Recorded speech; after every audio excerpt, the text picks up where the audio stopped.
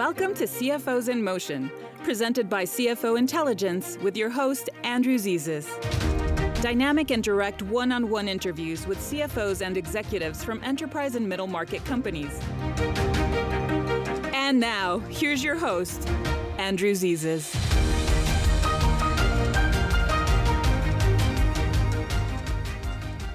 Hello and welcome to CFOs in Motion, where we bring you interviews with accomplished and insightful CFOs at middle market and enterprise companies.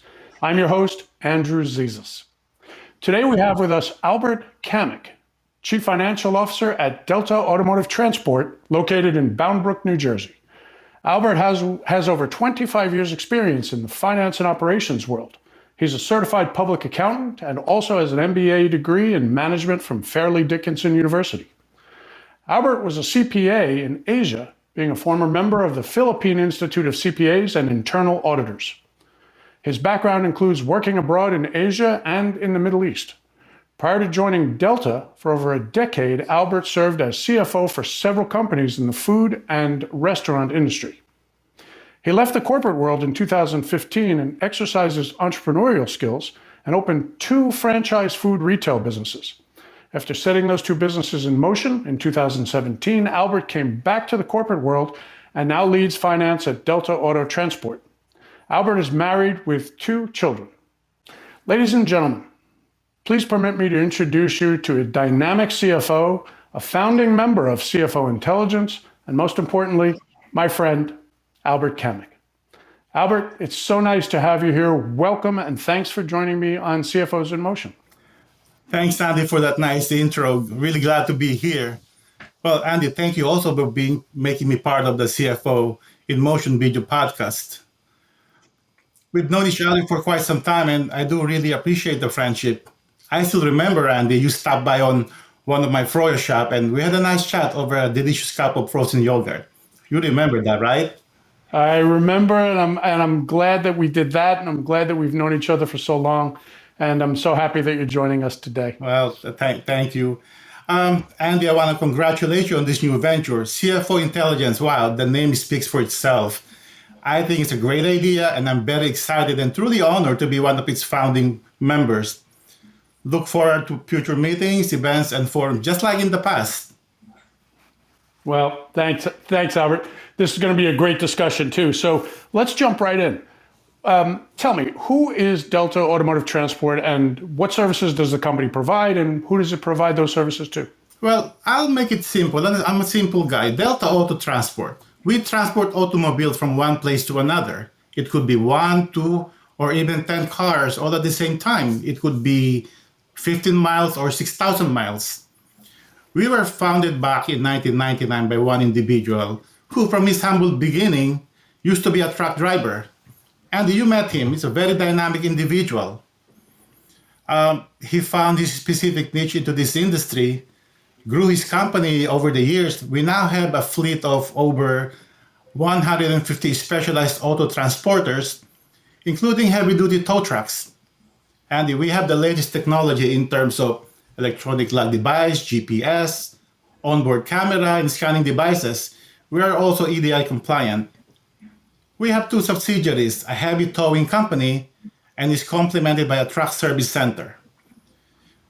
Employee count now is about 175 in New Jersey, Maryland, South Carolina, Pennsylvania, and just recently, Michigan. We're expanding. So Albert, given your extensive background in the food industry, going from food to auto transport, what drew you from there to here?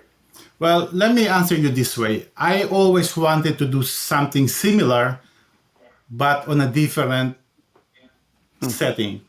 Sounds contradictory, right? You see, right. I find it exciting to use my skills into a new environment.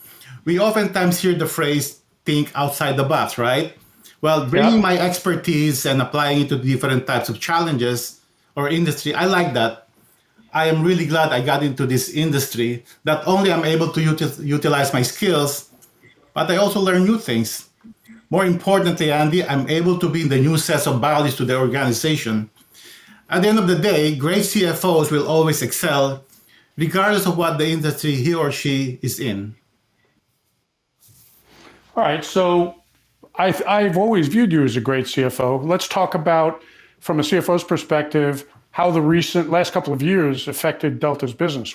What kind of challenges did the company experience during the pandemic? Well, I'm sure I'm not the only CFO you spoke with regarding the impact of the pandemic. Okay, of course we were impacted negatively. We are all interconnected. See, our business relies on the availability of finished goods. That is automobiles, right? So when the auto manufacturers and car dealers slow down, we slow down too. See, no one prepared us for this, but we all learned on the job on how to deal with the pandemic. And of course, we all did. The good news was our company stayed afloat. We were there when our customers needed us to deliver, and we did. Well, Andy, I don't mean to dwell so much on this, but our way of life changed, conducting business changed. Working from home is now normal, right? Right. Andy, we used to handshake. Now doing a fist or an elbow is acceptable. I think it's cool. I would like to get past that, but move forward, but never forget what we learned from it. Yep. So how's business now? Well, Andy, we are back. We are hiring, we're investing, we're gaining market share. Very exciting about the future. New challenges, but very positive. As the auto industry continues to come back and stabilize, we are too. Our company, as always, is ready and prepared. When our customers call upon us, we're always there. They can be certain that they can rely on us. So talk to me about global supply chain challenges. We've heard that semiconductor chip supply chain has been challenged, and that's affected the auto industry. You're in the automotive transport business. How have chips and supply chain issues affected your company and your industry? Well, the very popular phrase, Andy, just-in-time inventory management, right? Right. At least for our own business, it does not apply so much. And I'll give you some example. Tires, brake pads. These are key items we need. Now it takes longer to obtain. So to combat the issue and ensure that our trucks are available when needed, we now have to keep considerable amount of those items from our inventory, of course, tying up working capital. Getting brand new trucks now, you have to wait, I believe, 6 to 12 months if you can find them. So, like I said, these global chain challenges, we're all interrelated. We're affected by it. So talk to me about one of the other evolutions in the auto industry and how it's affecting your business. The move from fossil fuel vehicles to electric vehicles. And maybe you can tie into that what we've been experiencing in the rapid run-up in the cost of gas and diesel fuel. Sure. Well, it's a very interesting question, and here is my take on this, at least for our business, right? Regardless it be a gas-powered car or electric-driven vehicle, the law of supply and demand still applies. The more demand, the more cars. The more cars, right, the more we have a business. And of course, it's vice versa. However, the impact of this evolution to our business is in terms of, the methodology of handling the cars itself.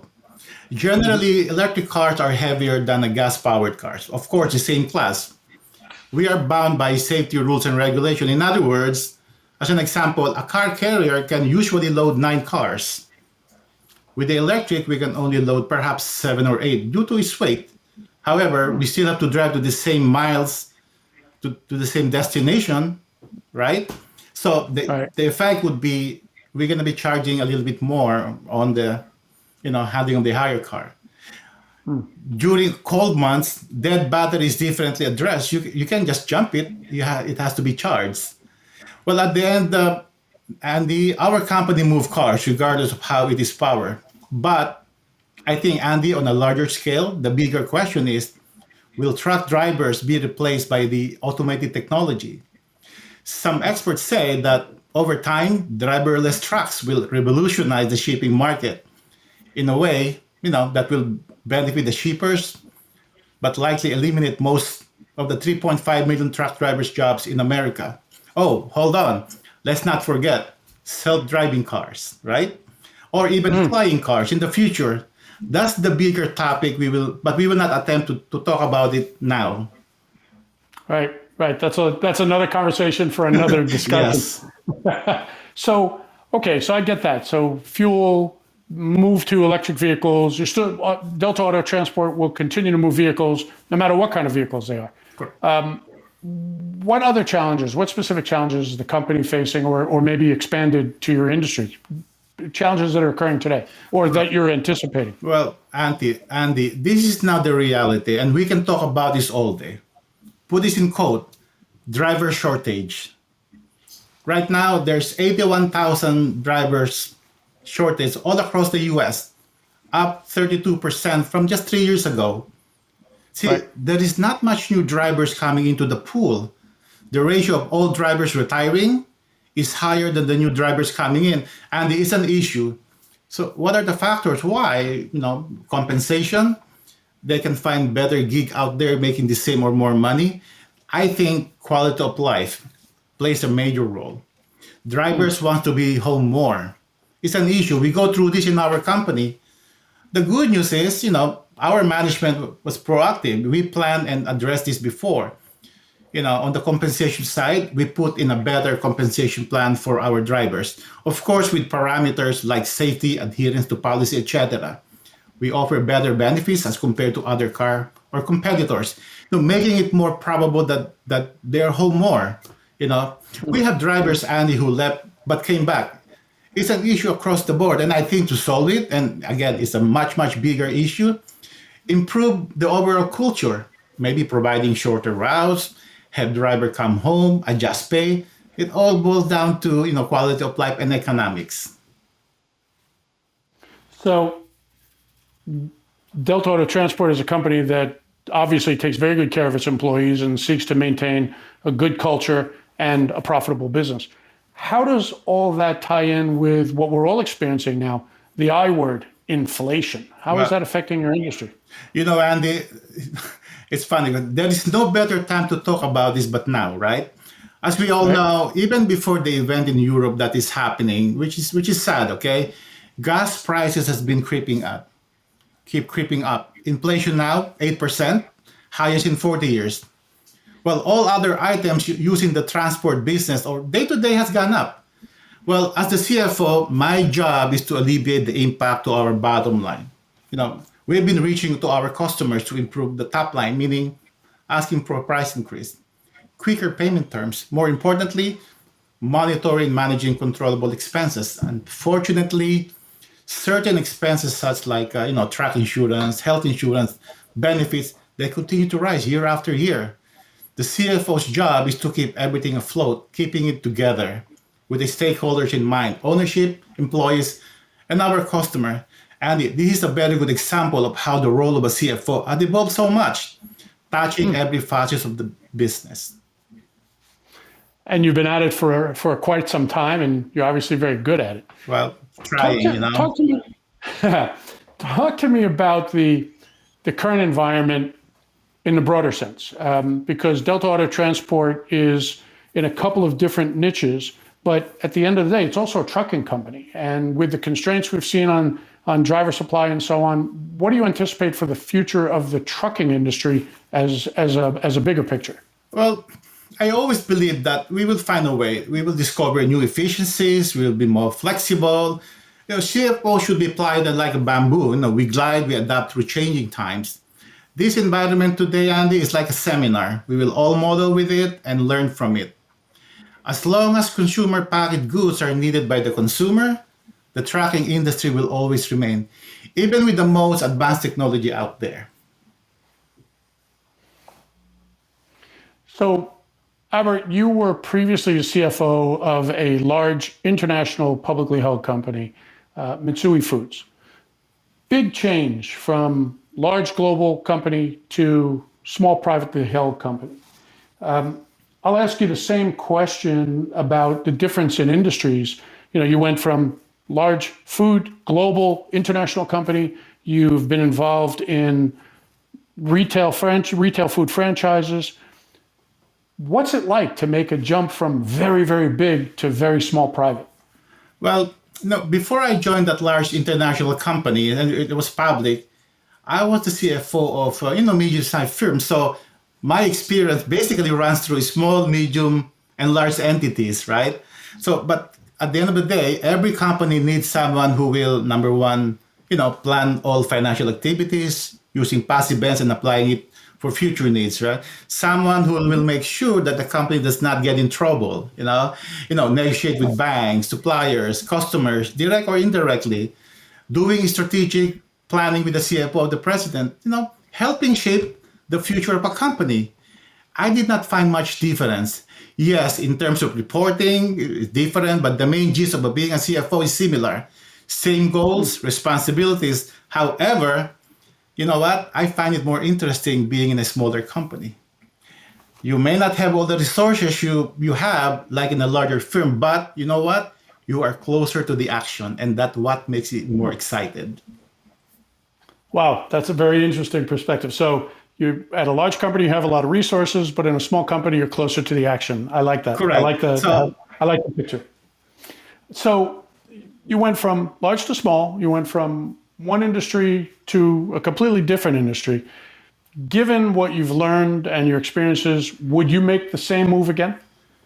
Absolutely. I have no regrets. Never been happier in my career. You see, keep in mind, numbers are numbers, right? It's the people that runs the numbers that are different. So, Albert, in wrapping up our discussion, because it's been very, very interesting perspective that you shared with us, we're always interested in sharing views of our CFO guests with others who are either up-and-coming CFOs, who aspire to be CFOs, or who are CFOs considering the future of their career, what the next move is. What advice would you give to CFOs who are considering making similar moves? Yeah, just three little words. Just do it, okay? See, challenges is what keeps me and most CFOs breathing, being close to the action feels good. Applying your skill set in a different environment and excelling, is even better. So I say go for it.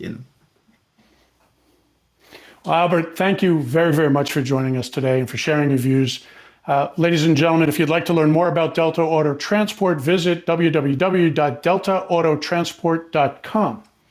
Thank you very much for joining us today on CFOs in Motion. Albert, this has been great. Any closing remarks before we say goodbye? Well, Andy, this is so fun, and I thank you. Hopefully your audience get to know Delta Auto Transport and myself too.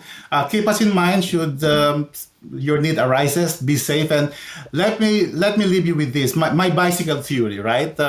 So keep pedaling, otherwise we fall. Thank you. That's great, Albert. Thank you. It's been wonderful having you with us. Ladies and gentlemen, thank you for joining us today. This is Andrew Zizis with Albert Caamic of Delta Auto Transport, and saying thank you very much for joining us. We'll see you again next time. Thanks for joining us on CFOs in Motion, presented by CFO Intelligence with your host, Andrew Zizis. If you have an interesting topic that you'd like us to discuss here on CFOs in Motion, or if you've got a great CFO topic that you're passionate about and would like to be interviewed on this podcast series or published in CFO Intelligence magazine, visit CFOintel.com. That's CFOINTELL.com. Remember to subscribe to this podcast series on Apple Podcasts or wherever you listen to podcasts. This has been CFOs in Motion, presented by CFO Intelligence with your host, Andrew Zizis. We'll see you next time. The opinions and views presented on this podcast by Andrew Zizis are his own and may not be relied upon as fact. The opinions and views of others who appear on this show are their own as well, and may not be relied upon as fact or for any other purpose. Opinions and views and other information are provided for general information and educational purposes only.